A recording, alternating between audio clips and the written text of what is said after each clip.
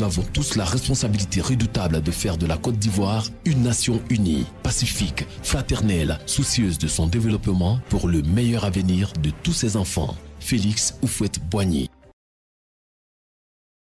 Le CDD et ses partenaires sont heureux de vous retrouver en ce début du mois de mai dans le cadre de ce programme consacré au civisme et à la citoyenneté. Tout le mois d'avril, nous avons parlé de la vertu de la générosité, nous avons parlé de la ponctualité, nous avons parlé un peu aussi de la constance et de la persévérance. Et au début de ce mois de mai, nous avons décidé de parler d'une autre vertu importante dans les relations les uns avec les autres, qui est la vertu de la simplicité, comme prélude à la grande vertu de l'humilité à laquelle nous consacrerons les autres vidéos de ce mois. La simplicité, vertu d'authenticité, vertu de clarté et de droiture. Qu'est-ce qu'une personne simple? Une personne simple est celle qui fait en sorte que son comportement habituel soit conforme à ce qu'elle est.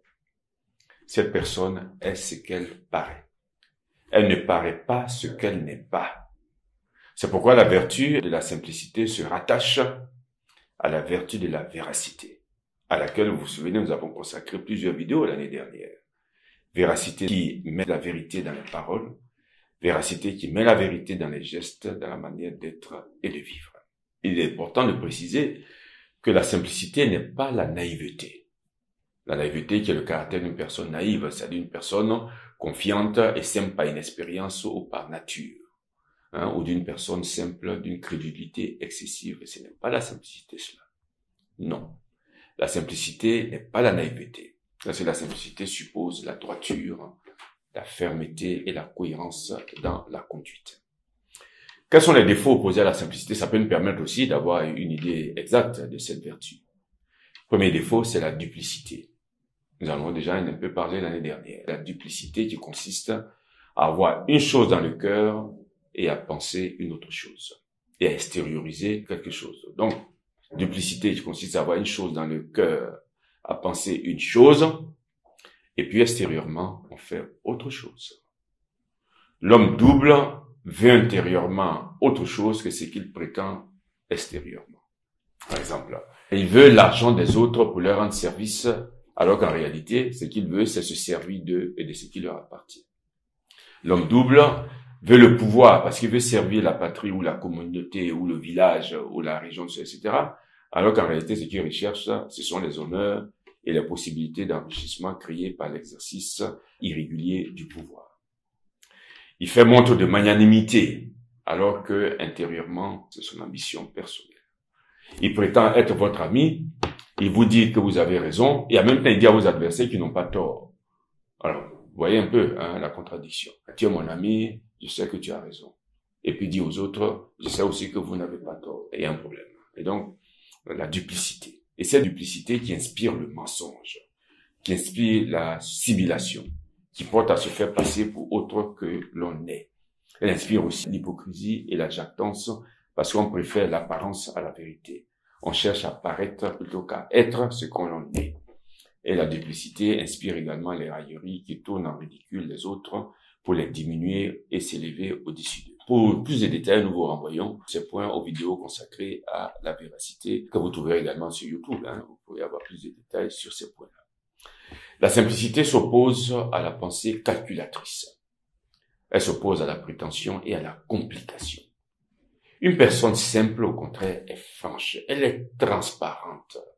Elle est comme une maison de verre. Elle est transparente. Elle agit conformément à ses intentions profondes. Elle n'a pas une vie inutilement compliquée. Où faut-il vivre cette vertu? Cette vertu trouve tout son sens dans la vie familiale, dans les relations avec les amis, dans les milieux professionnels et dans la vie sociale. En effet, les rapports humains se fluidifient et se consolident quand chacun s'efforce d'être ce qu'il est véritablement.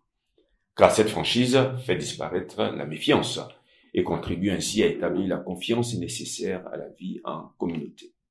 Nous l'avons déjà dit, mais il est bon de le répéter pour que nul n'en ignore. Une famille, un groupe social, une communauté dans laquelle les personnes ne sont pas simples, tout cela tiendra difficilement de façon durable. Parce que c'est une vérité de toujours. Tout ce qui se bâtit sur le mensonge et la duplicité finit un jour par s'écrouler lamentablement.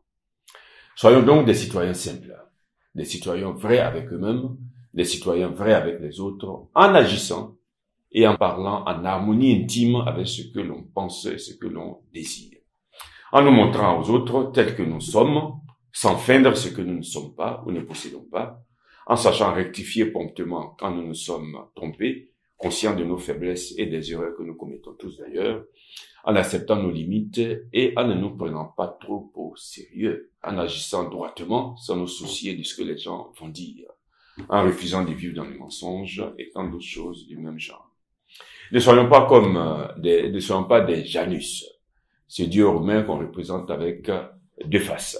La mythologie raconte en effet que Janus, roi de Latium en Italie, a accueilli en son pays le dieu Saturne qui avait été chassé du ciel par Zeus, à qui il donna, outre l'hospitalité, les terres du Capitole. Et puis pour le récompenser, le dieu du temps lui offre ce don, symbolisé par deux visages, regardant deux points opposés. Le mois de janvier d'ailleurs, dit-on, doit son nom à Janus, considéré comme le dieu des transitions, des commencements, mais aussi des fins, car il est lié au passage du temps. Évidemment, le mois de janvier commence une année et précède un mois qui finit une année. Donc, on peut dire que le mois de janvier est un peu comme en transition sur 2 années. Soyons des hommes droits. Soyons des citoyens vrais et simples. Et de cette manière-là, nous construirons durablement nos cités et notre monde qui donne malheureusement le sentiment regrettable d'aller à la dérive. Donc, la semaine prochaine, nous aborderons cette grande vertu qui, pour certains, est au fondement de tout, qu'est la vertu de l'humilité.